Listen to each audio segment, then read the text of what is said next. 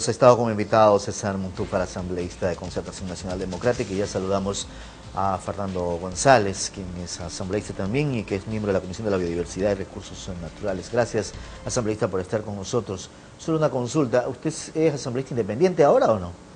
Soy asambleísta de Tungurahua, de la Verdadera Revolución Ciudadana. Verdadera Revolución Ciudadana. ¿Cuál de ellas? La que usted la concibe. Ética y la honesta. Fernando, bienvenido. Este tema de esta moción previa del proyecto de ley de aguas para someterla a una consulta prelegislativa, ¿cabe o no cabe tal como está planteada después de lo que ocurrió en la Asamblea? Javier, permítame 30 segundos nada más para estructurar mi respuesta. La ley de recursos hídricos presentada tiene una serie de falencias. ¿Cuáles son? No cambia la estructura fundamental del problema del agua, que es la que el agua en el Ecuador es deficitaria. Por lo tanto, lo primero que debería hacer la ley es buscar los mecanismos y destinar los recursos suficientes para la conservación de páramos, para la construcción de represas, cuencas hidrográficas, etcétera. Y esto no existe en la ley, no hay recursos económicos, por lo tanto quedará en el lirismo. También en cuanto a la contaminación, Javier, el tema es que en la ley de recursos hídricos no se establece una política educacional, porque la única forma de mejorar la contaminación es educando a todos los ciudadanos, especialmente a nuestros niños y a nuestros jóvenes, y en la ley no se establece política alguna respecto a esto. Se indica que los municipios deberán considerar efectivamente hasta 5 años después la construcción de sistemas de tratamientos de agua, pero no se destinan los recursos. Entonces esto creo que es totalmente inadecuado y por lo tanto la ley no cambiará en absoluto los problemas de fondo del país. Pero además de eso, problemas de forma, Javier, y muy rápidamente. Sí, por favor. En la ley que se presentó para la votación que debía darse, constan artículos innumerados.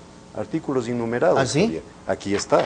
Luego del artículo 177 son artículos innumerados los que están constando. ¿Ya? Luego del artículo 227, 2 artículos innumerados, Javier. Entonces, evidentemente, hay un descuido muy grande en la presentación de las leyes y yo creo que de esta forma no se podía hacerlo. De otra forma, también dentro de la forma, Javier, por ejemplo, en el artículo 163 que dice criterios de fijación de tarifa hídrica volumétrica para riego en garantía de la soberanía alimentaria. Uno de los literales dice la renta diferencial del suelo, Javier. ¿A qué se está refiriendo? No sabemos, nadie sabe. ¿Nadie sabe? La renta diferencial del suelo. Esto es algo que cualquier funcionario público a su libre arbitrio determinará y ocasionará un grave problema, casi un colapso para las actividades productivas, Javier. Y en la resolución de conflictos, por ejemplo, en el artículo 151, vea usted lo que dice. Las controversias presentes o futuras susceptibles de transacción entre titulares de autorizaciones de uso o aprovechamiento productivo del agua podrán someterse a la decisión de un centro de arbitraje establecido conforme a la ley. Eso me parece bastante bien, pero vea lo que dice después. En todo caso, los acuerdos directos y laudos arbitrales que resuelvan las diferencias y controversias deberán contar con el informe técnico jurídico favorable de la autoridad de demarcación hídrica.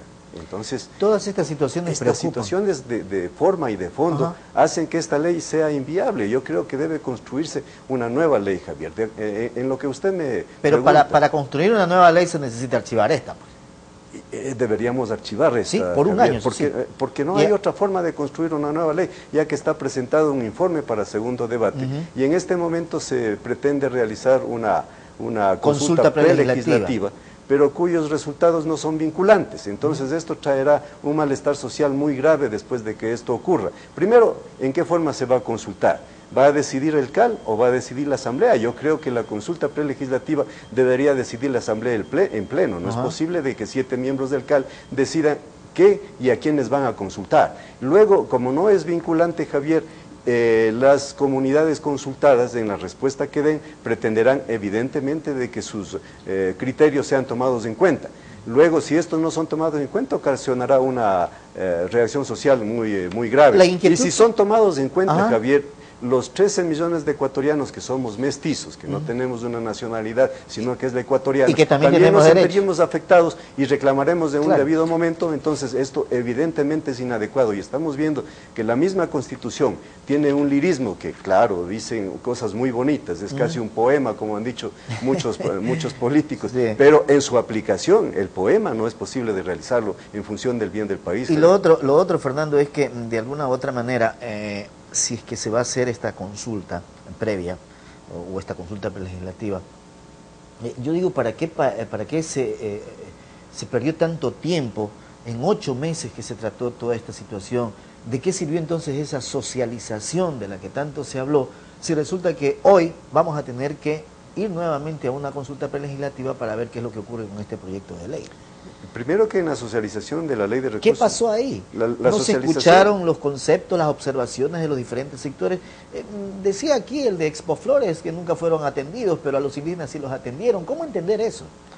Javier, yo creo que la socialización no fue adecuada. Nosotros habíamos reclamado oportunamente al entonces secretario del Agua, el ingeniero Jurado, pero con una actitud prepotente indicó de que ya había socializado en todas las provincias del país y, por ejemplo, en Tungurahua, cuando nosotros preguntábamos a los regantes, a los indígenas, a los agricultores, a la sociedad en general si había sido consultada, no fue nunca consultada en debida y adecuada forma. Entonces, esto es un ejemplo de lo que no debió suceder. Yo creo que las ideas de los indígenas, yo estoy de acuerdo en algunas, no en todas.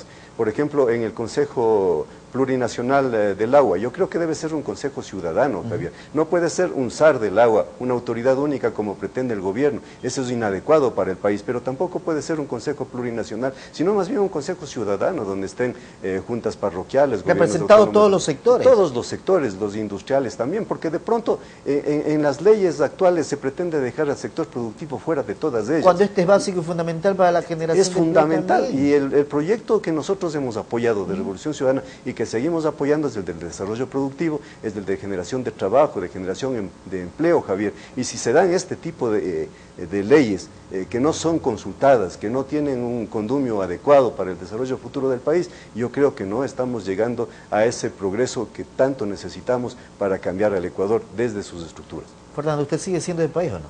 Yo sigo siendo del Ecuador, Javier. Yo soy muy respetuoso del movimiento país, soy orgulloso de haber logrado fundar este movimiento, pero ya no me interesa estar o no en Movimiento País. Sí, Javier, en la Revolución Ciudadana, sí, Javier, haciendo una prelación de las cosas. Primero Ecuador, luego mi provincia, porque le represento yo a mi provincia, igual que todos los asambleístas que representan a cada una provincia, después del Movimiento País. Pero aquí hay algunos asambleístas que creen que la incondicionalidad es militancia, la militancia es incondicionalidad, y creen que primero debe estar el proyecto político de país encima del proyecto político de nuestras provincias o del Ecuador, y eso es inadecuado. Yo modestamente he dicho, Javier, que estaré y seguiré apoyando a la Revolución Ciudadana en sus buenas cosas, pero asimismo, muy modestamente y con la irreverencia del pueblo de Tungurahua, cuando se quieran conculcar libertades, estaremos en primera fila para luchar por esos propósitos, Javier.